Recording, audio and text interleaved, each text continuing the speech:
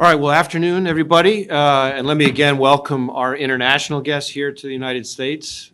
Before we dive in, I want to take a moment to say that we are all following very closely the ongoing situation in the Middle East and the numerous tragedies that have unfolded there, and we remain laser focused on protecting the citizens of all our countries. That being said, and despite the incredible loss of life there that we have seen, the other threats that we face have not gone away. And because of that, we cannot afford to take our attention off of any adversary, most especially the government of China. We believe this is the very first time the heads of our 5 agencies have appeared together publicly on any topic, an unprecedented event to confront an unprecedented threat.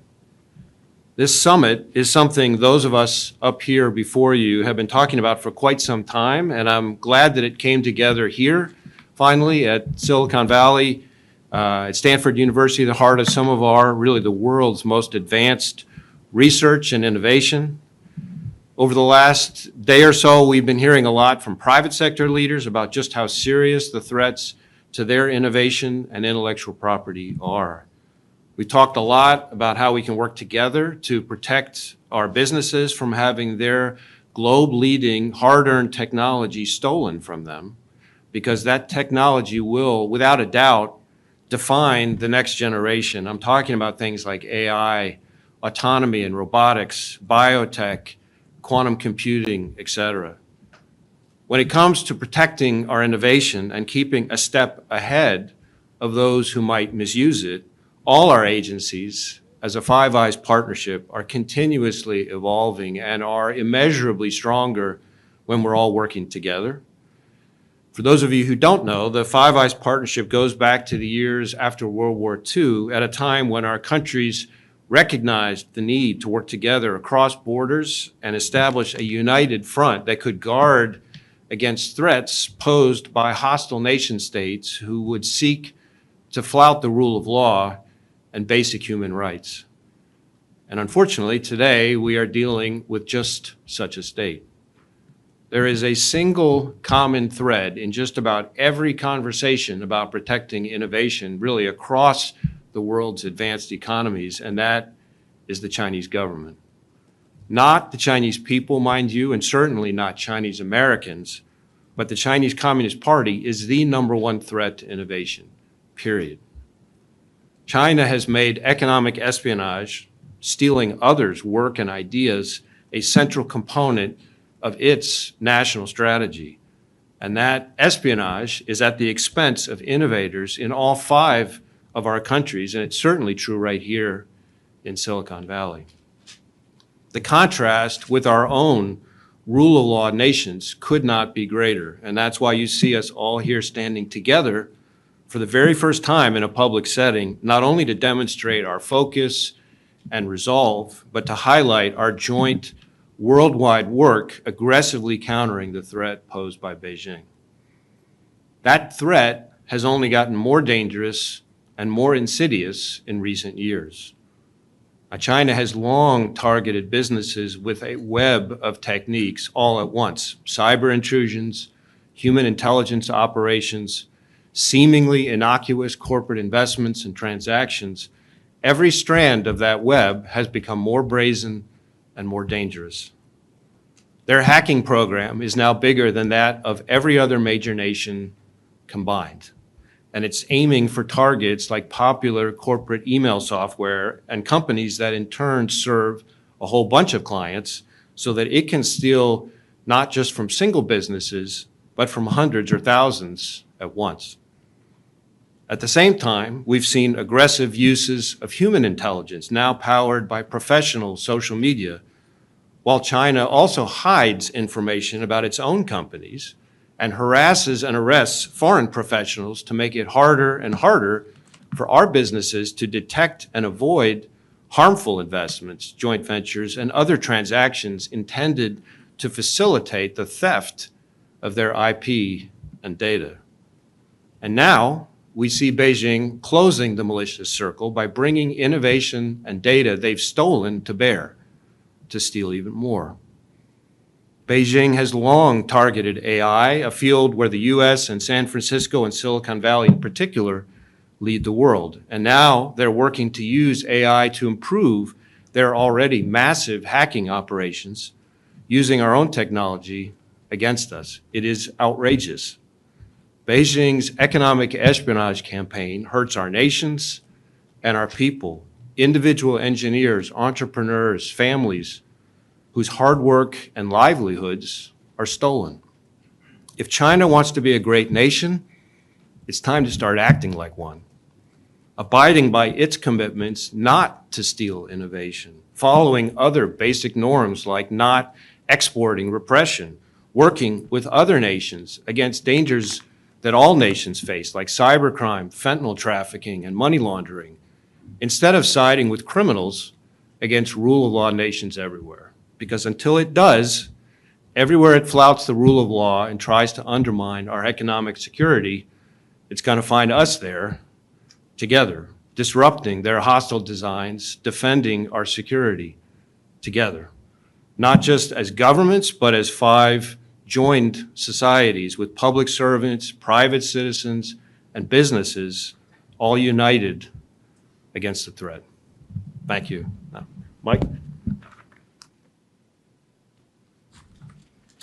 Thank you, Chris, and thanks for hosting us here. It's no surprise nations want to steal Australian innovation. From the electric drill to Wi-Fi, from penicillin to Google Maps, the black box recorder to the refrigerator. Australia is a nation of innovation. I mention these not to boast, but to remind us that innovation can be life-saving and world-changing, which is what makes it so valuable. Each of the countries here can make a similar claim. And in fact, innovation is a global endeavour, and no nation alone can claim leadership, unless, of course, you cheat. All nations spy. All nations seek strategic advantage. But this summit is focused on behaviour that goes well beyond traditional espionage. The Chinese government is engaged in the most sustained, scaled, and sophisticated theft of intellectual property and expertise in human history. It's unacceptable, it's unprecedented. China has developed a ruthless business model aimed at seizing commercial advantage. Stealing intellectual property is the first step. Then they use talent programs, joint ventures and acquisitions to harvest the expertise to exploit the intellectual property. Sometimes that technology is put to military use. Often it is given to companies and mass-produced, undermining the innovator. Our discussions here will raise awareness of these threats and improve our collective defences. Simple steps can make a difference. We cannot think we are helpless and that resistance is futile. The threats facing the tech sector are serious, but not insurmountable. Our adversaries are sophisticated, but not unstoppable. Just last month, ASIO detected and disrupted a plot to infiltrate a prestigious Australian research institution. The plot involved a visiting professor, a genuine academic, who had also been recruited by Chinese intelligence. Their spy master gave them money and a shopping list of intelligence requirements and sent them to Australia. The academic even set his Australian PhD students' research assignments in line with his intelligence requirements. I took a personal interest in this case. As an engineer, I was flattered somewhat that one of the topics researched was me, but if they were looking for the next Mark Zuckerberg, they picked the wrong geek. Working with research institution, ASIO intervened and removed that academic from our country before the harm could be done. This sort of thing is happening every day in Australia, as it is in the countries here. And we will meet and defeat this threat because we have a weapon that others don't. The power of partnerships, the power of the Five Eyes, which is underpinned by our shared values and common resolve. The partnerships with our tech and private sector, academic sectors. Security is a shared responsibility, and we want to work with you to raise awareness of these threats, strengthen defences, build resilience, and secure your success. This summit embodies these partnerships. These summits will advance these partnerships, and this summit will protect these partnerships. Thank you, David.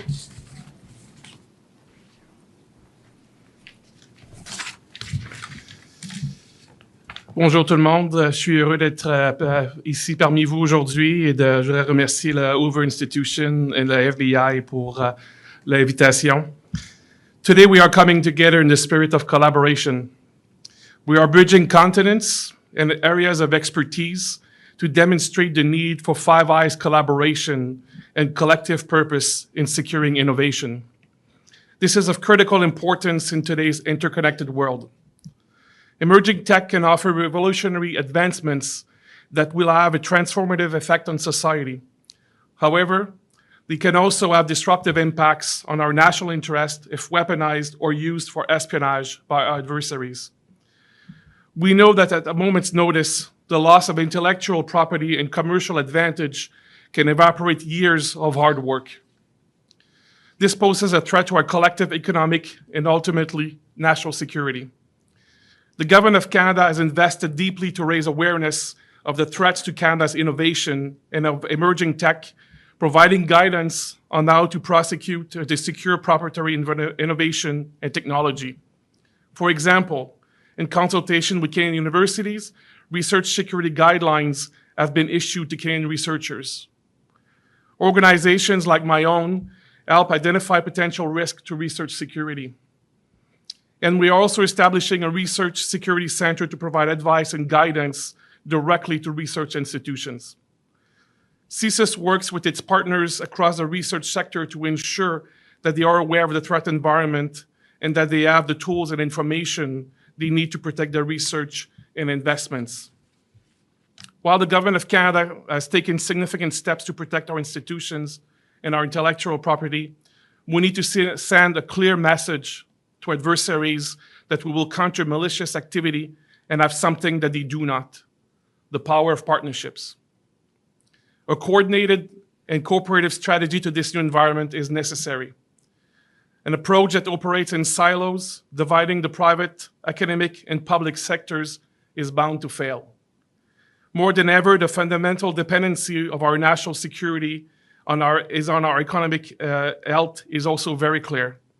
Equipping investors, researchers, startups, and companies with the information they need to help us protect economic security is therefore vital. We are all partners in this work. Our future security and prosperity are directly affected by the actions that we are going to take together. Merci. Andrew.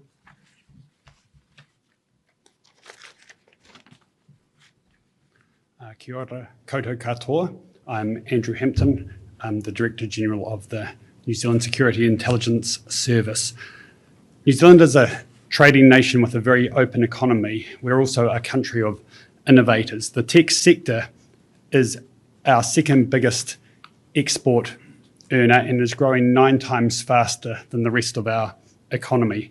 A key driver of that growth and that innovation is our culture of collaboration, of working with others. We're also a country that actively seeks foreign investment. Whilst those features of our economy have been key to its growth, they also bring with it risk, and there's increasing awareness that this openness that we have as an economy presents challenges that need to be managed, and one of those is the focus of this very important summit. In the past, New Zealand has seen its geographical location as a way to protect us from harm, but unfortunately those days are long gone. If you look over the last 5 years, we have seen 2 significant terrorist attacks in our country. We have been subject to crippling cyber attacks from both criminal and state actors. And we have also seen foreign interference in its various forms play out in our broader Pacific region and domestically. Recently, the NZSIS released a threat assessment which looked across the board at the threats that our country faces. It included the threats posed by foreign interference and espionage, including cyber espionage. And we identified a small number of states who are behind that malicious activity, and that included the People's Republic of China.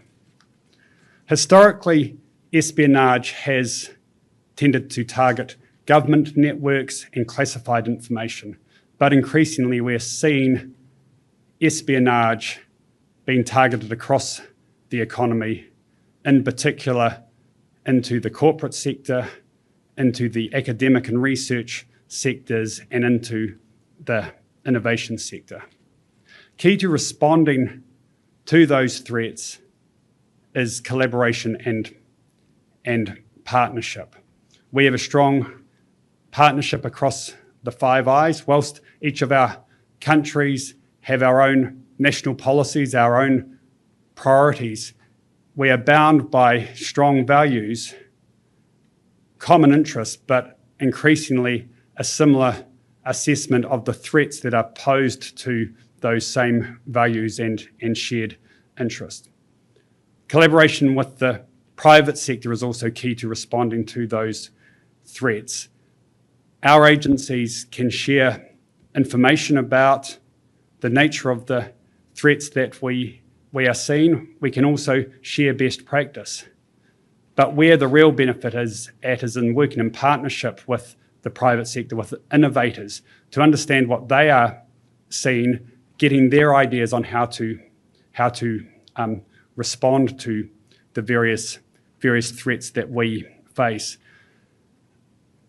There's a real tendency to see security and innovation in tension with each other or at odds, but actually they're mutually reinforcing, and that's one of the key messages that we want to emphasise. We are very supportive of the principles that have been launched today around secure innovation. They provide some practical best practice advice to organisations on how they can secure themselves from the threats that we face. Thank you very much.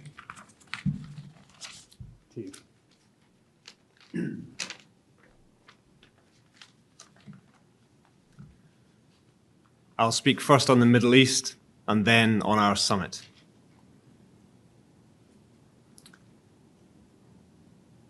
The Hamas attacks on Israel were monstrous. 1,400 people were murdered. That includes British citizens. Others are still missing.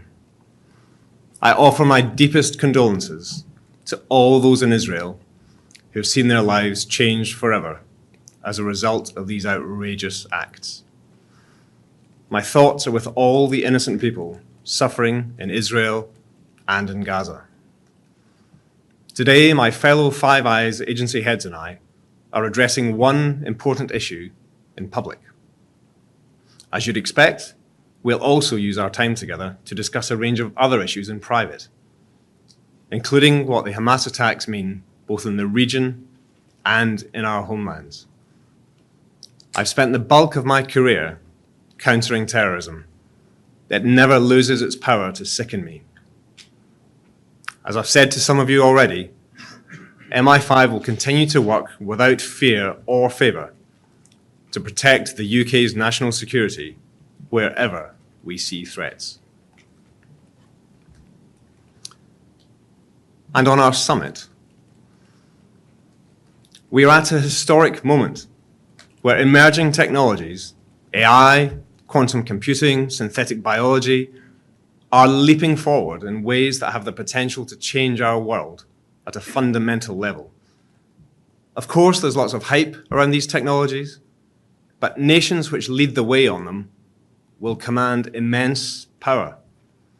Authoritarian states are laser focused on this.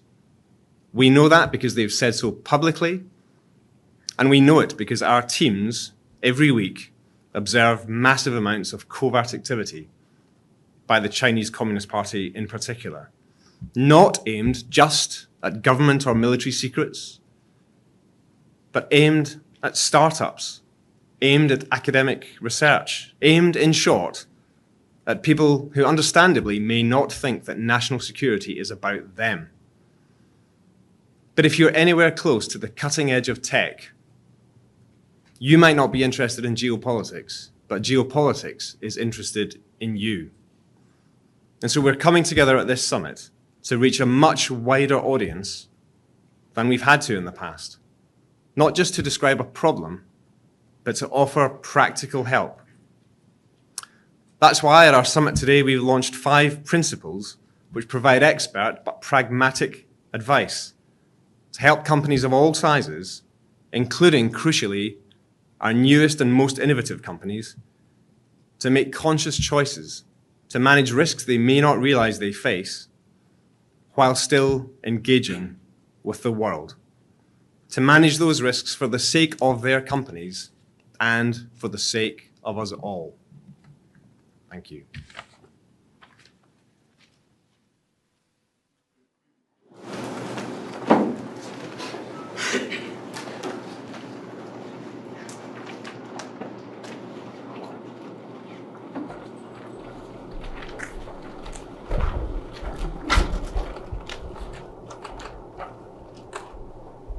We'll start with the Q&A part now. Jason has the microphone for the reporters. Ready, gentlemen? Okay. All right. We'll start with Eric from the Associated Press. Yes, hi. Eric Tucker with the Associated Press. This first question is for any of you gentlemen. I'm wondering, in the 9 or 10 days since the attacks, as you've gone back and reviewed everything, what have you been able to discern about what may have been in your holdings as it relates to the preparation and planning of these attacks? And to what extent was there any indication within the Western intelligence agencies and Mossad as to whether there was anything that was being plotted or planned in any manner? This next question is for Director Wray. Obviously, you spoke to us several days ago about the threat landscape in the U.S. and the threats, both verbal and violence that were occurring, and that seems to not have abated. I'm wondering if there's anything additional you can tell us about what you were seeing, what you're hearing in your briefings about what this looks like in the United States. Thank you so much. So as I think I said to you all on Saturday and Sunday, we are absolutely horrified by what's going on over in the Middle East right now, and remain vigilant to the potential for threats in our own countries. And those are absolutely topics that we've been discussing as partners in our private meetings here all together. And as I said on Sunday, our legal attaché office in Tel Aviv is working closely with our great Israeli partners and U.S. Embassy partners to locate and identify all Americans who've been impacted in the region, including those who remain unaccounted for. We also have our victim services specialists who are working closely with victims and their families here and abroad.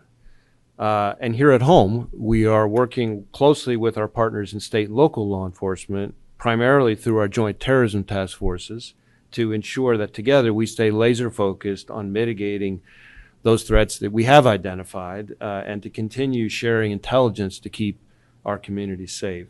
In addition, our FBI field offices all across the country are communicating not just with state and local law enforcement, but also with faith-based organizations and with the private sector, among others. But the American people expect us to be able to handle more than one threat at a time. And so while terrorism is and will be, as long as I'm FBI director, the FBI's #1 priority, we have to be able to do more than one thing at a time, and we are. And at the end of the day, the threat posed by the government of China represents an existential threat, not just to our innovation, but also to our security and our way of life. And that's why the 5 of us are here together today for this unprecedented event.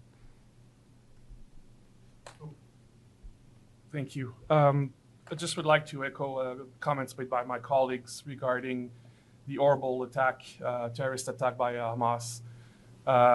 As professionals, intelligence professionals, you know, we look at an event like this, and it can tell you with a lot of soul searching taking place at the moment to make sure that, you know, what we know, what we knew, what we can do in our own countries to protect against, you know, the potential terrorist attacks is something that is very much alive at the moment.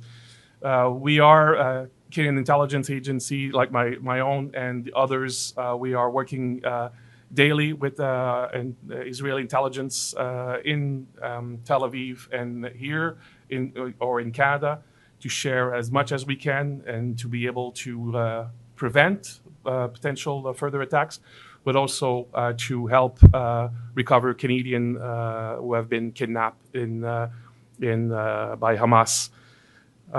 I also would like to know that, as we unfortunately have seen, is that there are people who are using the pretext of this horrible attack to engage in activities in our own countries.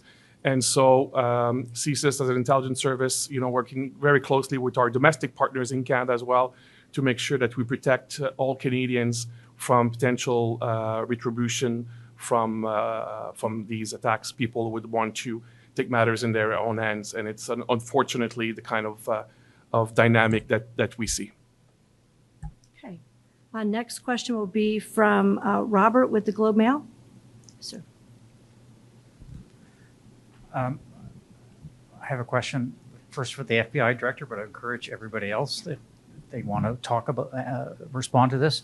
My understanding in terms of the killing of a Sikh separatist leader in Canada, that the intelligence came from the United States, or some of the intelligence came from the United States and was confirmed from the UK. Can you tell us whether this intelligence will be released to the public if the Indian authorities do not cooperate with Canada and bring the people to justice? There's really nothing I can share on that at this time. I mean, we work very closely with our great partners here at CSIS on a whole range of threats, and we'll continue to make decisions on a case-by-case basis about what intelligence can be shared at what time. Second question, if I may, again, whoever may wish to comment on this. There in Canada particularly, but in the United States and in the UK and actually in Australia and every one of these countries, there's been a lot of attention paid to foreign interference by China, in not only in terms of stealing technology, but also in terms of what they're doing in the diaspora communities and in foreign interference in terms of electoral. There's been so much publications about this. Have you noticed, has there been any indication from an intelligence perspective that China is backing off on any of this, or it's just full steam ahead? Well, I guess what I would say is that we continue to see very brazen, totally unacceptable efforts by the Chinese government to engage in what we would refer to as transnational repression. And that takes a variety of forms. We had a case not that long ago on our law enforcement side where we announced charges against certain individuals who were attempting to engage in a form of interference with a congressional candidate. And it started with them trying to dig up dirt on the candidate. And when that was unsuccessful, then they looked at manufacturing dirt, just fiction on the candidate. And then when that didn't work, then they started looking and discussing the possibility of having the candidate befall a horrible accident. And so in my mind, that is not the behavior of a great nation, and it needs to stop. So the killing of a Canadian on Canadian soil is absolutely unacceptable. We have provided intelligence assessment to the government, to the Prime Minister, to make sure that there was our understanding of the situation was clear. We do work in partnerships with our partners here, the Five Eyes and others, on an ongoing basis, and that's the strength of partnerships that we have highlighted earlier. And I believe that this is a critical aspect of how we are able to counter foreign interference. And on your specific questions of we seen changes in behavior, I would say that fortunately it's a little bit of a cat and mouse game in the sense that we see as much as we are ramping up our efforts and our different ways of defeating espionage and foreign interference, we see tactics being adapted. Some of it more covert, some of it may be more overt, but it is unfortunately something that is not stopping.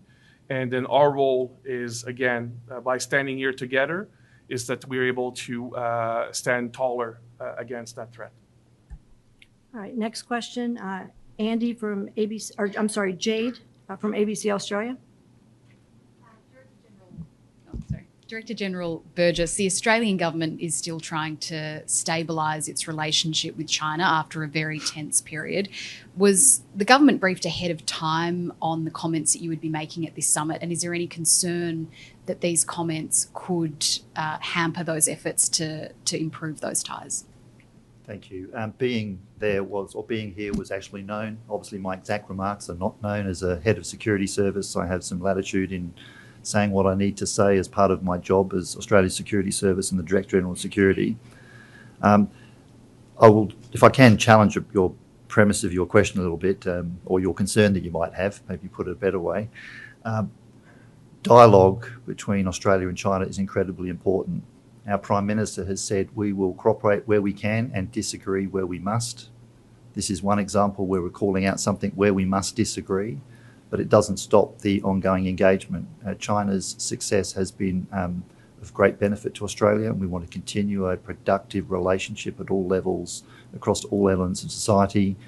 But like good sovereign nations, when we find something that's unacceptable, and my role as the head of security service is to call these things out so these matters can be dealt with effectively. Thank you. The next question from the UK, Gordon.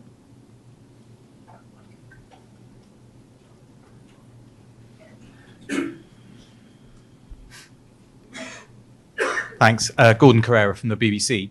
Could I ask each of the Five Eyes whether they've seen evidence that the technology that China has stolen has been weaponized in any way, particularly for interference activities or repression activities, in terms of data being stolen to find people, or AI to try and interfere in politics or public opinion?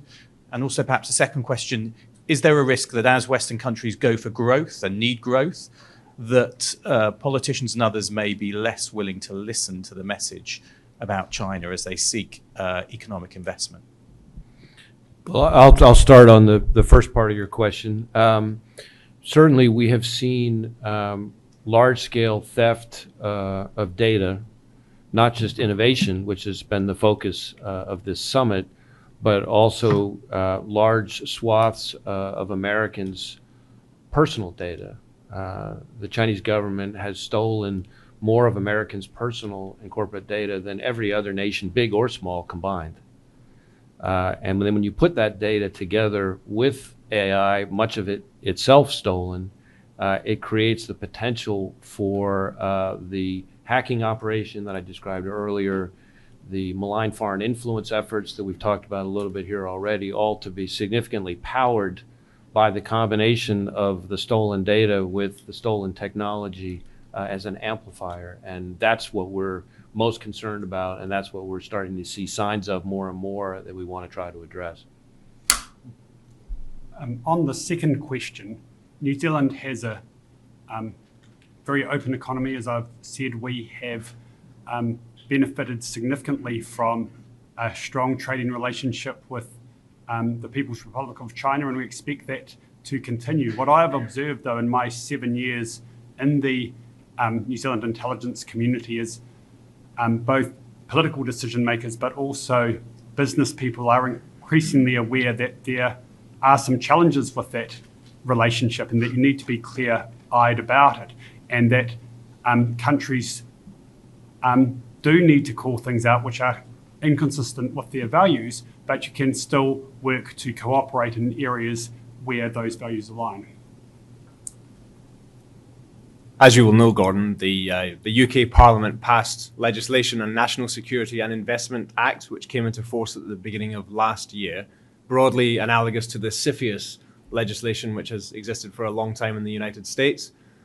Since that legislation came into force, in the first year of its operation, 866 transactions were notified to the UK government, and a total of 15 were cases where government intervened in some way, shape or form.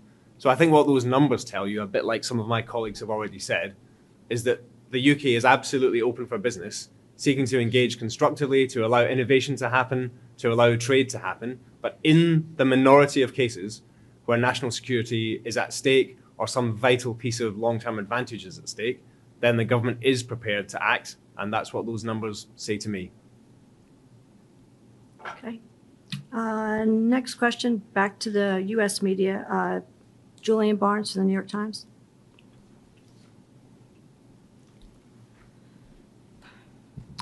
Thanks so much. I have a question for several of you. Director Wray, I'm wondering how you decide what technology the U.S. should limit China's access to, and whether we expect China to double down on its espionage activities in the wake of decisions like today's to limit their access to semiconductors that power AI. Will they double down in that area? For Director McCallum, I'm wondering if you have a way to sort of quantify how China has increased its espionage in this space and how much they're focused on technology vice sort of hard national security, like, you know, positions of forces and whatnot.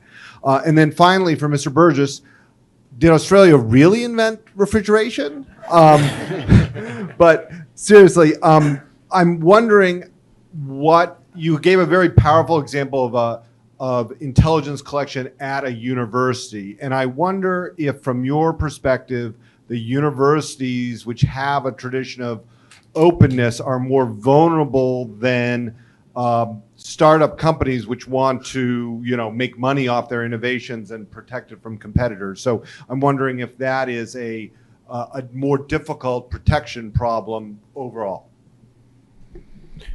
So let me start out by saying I won't be able to speak directly to the specific restrictions announced today because, as you might imagine, I've been fairly busy over the last 24 hours. But we have, I can tell you, been spending a lot of time here talking about AI, both amongst ourselves as well as, maybe more importantly in some ways, all of us with the private sector and the research sector, and protecting our lead in AI technology from anybody who would steal innovation, and preventing deliberate misuse of the technology to cause harm has absolutely been a prominent topic.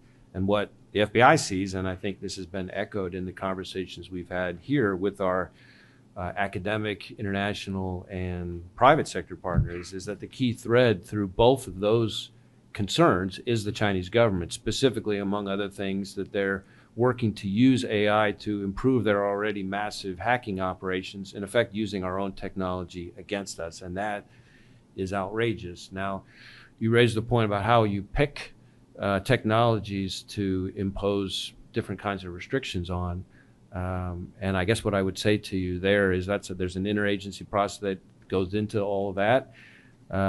It is absolutely the case that we have seen in the past with different technologies that the Chinese have tried to develop on their own unsuccessfully, and then pivoted to trying to steal those same technologies from businesses in other countries. And that's something that we have to stay in front of. If that forces them to have to try to develop it more on their own, that's the way it's supposed to be done. We welcome and encourage innovation in all countries. What we're not going to tolerate is cheating or theft. And beyond that, I think on the specific restrictions that were announced today, I would refer you to the Department of Commerce for those. On your questions to me, if I had a neat metric that captured the overall scale of the Chinese espionage effort against the UK, I probably wouldn't use it in a press conference. What I can say is that since 2018, MI5 is conducting 7 times more investigations into covert Chinese activity in my nation. I can also provide you with a number that we often see obfuscated, masked approaches on professional networking sites to people in the UK who have information our adversaries seek. We've now seen more than 20,000 of those approaches using professional networking sites. So that gives you some sense of scale. And on the second part of your question, it's not really an either-or thing. I think what is most distinctive about what we see from the Chinese government is the scale, the ambition, and the patience. But insofar as I can give you an either-or, I would say that the focus on emerging technology is very, very striking indeed. And I think that's something reflected across all of our nations. Okay. And in regards to your question around universities, yes, open collaboration and academic freedom are absolutely strengths of these institutions in all of our countries, and we are actually attempting to protect that, not prevent that or stop that from happening. And in the context of the problem we see, there is two elements, as I explained. There's the wholesale intellectual property theft, which doesn't come from universities that are engaging in open collaborative research with other universities, but it's the link of that to talent that's acquired through talent programs and research collaborations between foreign universities, which is a good thing. And what we're asking for is to call out the problem, and for that sector just to engage in this space with our eyes wide open, because there are some universities that you would not want to engage with if you just Googled them and found out what they did. Of course, I'd recognise there's a responsibility on my agency and others in my country and our partners here to help our friends in that sector understand where the problems might be, to support the great work they do through the open and free collaboration with other universities overseas. Okay, we'll take another question. Dimitri for the Financial Times. Thank you, and thanks, Kathy, for allowing an Irishman into the Five Eyes, probably for the first time. General Vigneault, you mentioned how China adapts to counter approaches by the Five Eyes and other countries. Can all of you just tell me, briefly, how is China adapting? How good are they adapting? And can you give us maybe a specific example of how they do it? And for Director Wray, we're here in the capital of venture capital firms. A lot of them do a lot of business in China, and a lot of them have more knowledge about China, frankly, than maybe many people in Washington. So my question is, do you think they really underestimate the risks of what's happening in China and how China can steal technology, et cetera? Or do you think they're basically just focusing on profit and ignoring the short-term risks? So I'll probably start with an example of how the PRC, the Communist Party, has essentially weaponized, some of its soft power approach to engage in foreign interference and espionage activities, and that's the United Front Work Department, UFWD. The FWD under Xi Jinping has grown to become much larger than the formal Ministry of Foreign Affairs in China.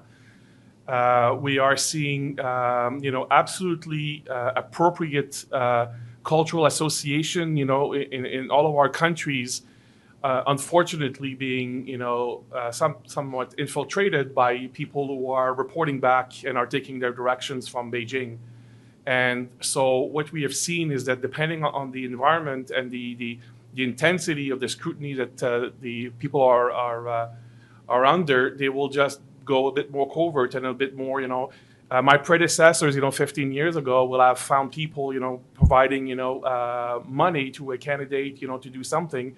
Now you have 2 or 3 cutouts, that will be involved in those activities. You will not have the same, brazen, acts that, the people in our field of activity will be able to pick up. But that's kind of the more covert approach, more nuanced approach. And one of the very negative impact of all of this is that, it unfortunately casts shadows on many people of Chinese origin in our countries.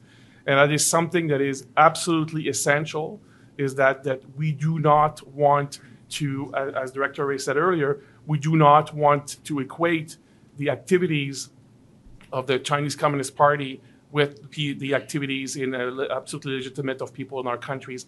And this is this insidious approach that I think, makes it even more important for us to approach this with nuance, but with determination.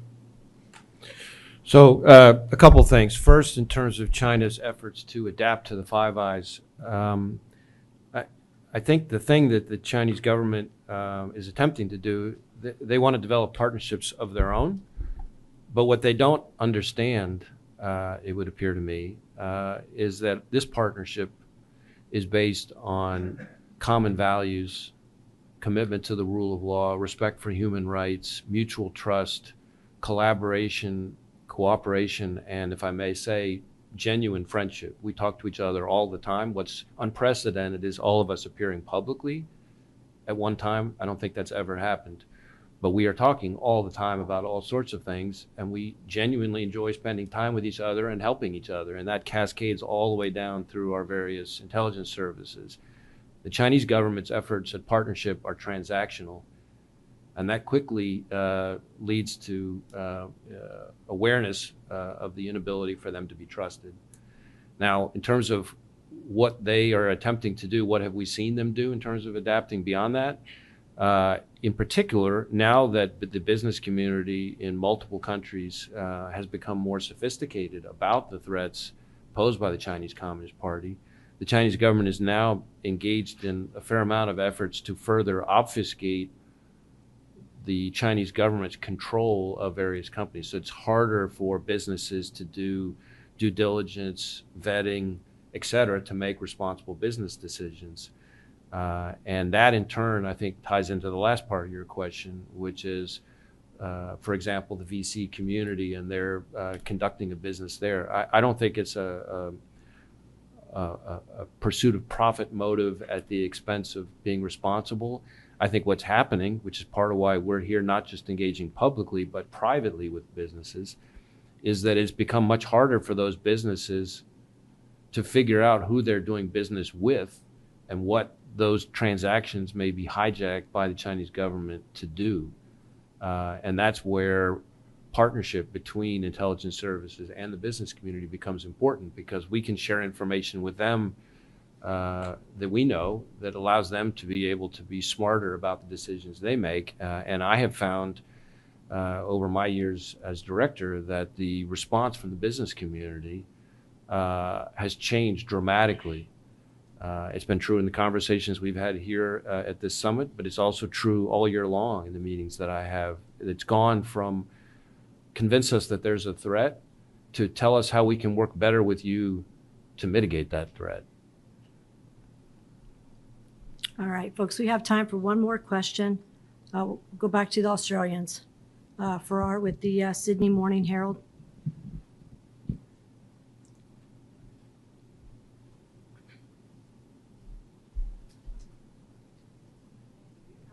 Question for Director Wray and Director-General Burgess, but anyone else who would like to weigh in. I'm interested to know, has China harmed any of the Five Eyes' own intelligence gathering capabilities? And more broadly, I guess going back to the current geopolitical climate, do you believe the war in the Middle East, as well as Ukraine, increases the chances of China exploiting the situation in some way and potentially even edging closer to an invasion of Taiwan? Well, as to the harm question, I will stick with some things that are public, and certainly we have brought charges against, including recently against some former U.S. Navy sailors who had been recruited by the Chinese government. Certainly, we do have cases where the Chinese intelligence apparatus has recruited, unfortunately, members of the U.S. national security establishment over the years. And anytime that happens, that causes harm. We're determined to block those efforts and disrupt those efforts through law enforcement action or other means where appropriate. But it is something that we are constantly having to guard against, and it's why the FBI has a counterintelligence mission that is one of its highest priorities. As to the second piece, the confluence of both the war in Ukraine, the war now in the Middle East, and this threat, it just underscores the importance of all of us working together, because we have to be able to, I think our public expects us to be able to tackle multiple threats at one time. And to the extent that the Chinese government somehow thinks that we are going to be distracted, we can focus on more than one thing at one time. We're going to stand by our partners in Ukraine. We're going to stand by our partners in Israel, and we're going to protect our public and our economy against the generational threat that's posed by the Chinese Communist Party. In regards to the first part of your question, the harm, there's no doubt in my mind that we've actually disrupted many attempts at espionage and foreign interference in our country. and that's our job. And when we find problems, we'll deal with them. Most of them, we deal with them privately and professionally. This summit, my public remarks are an exception because of the exceptional nature of that threat, commercial espionage, as I said, at a scale which is unprecedented. But there's no doubt we're having great effect. But spy, counter-spy, it's a game that continues. Foreign intelligence services will keep trying. They have a rapacious need for information, and our job is to find them and deal with them, and we do that effectively. As for them finding Australia's efforts against them, obviously I wouldn't talk about that. You might want to ask the Chinese government at some stage that question. In regards to would China exploit or take an opportunity out of Russia, Ukraine, and what's happening in the Middle East, may well. I think all nations would certainly do that, and I'm with Chris in that regards. Our job is to continue to defend our nations for any nation that tries to exploit any situation anywhere, and we will just continue to do our job and do it well.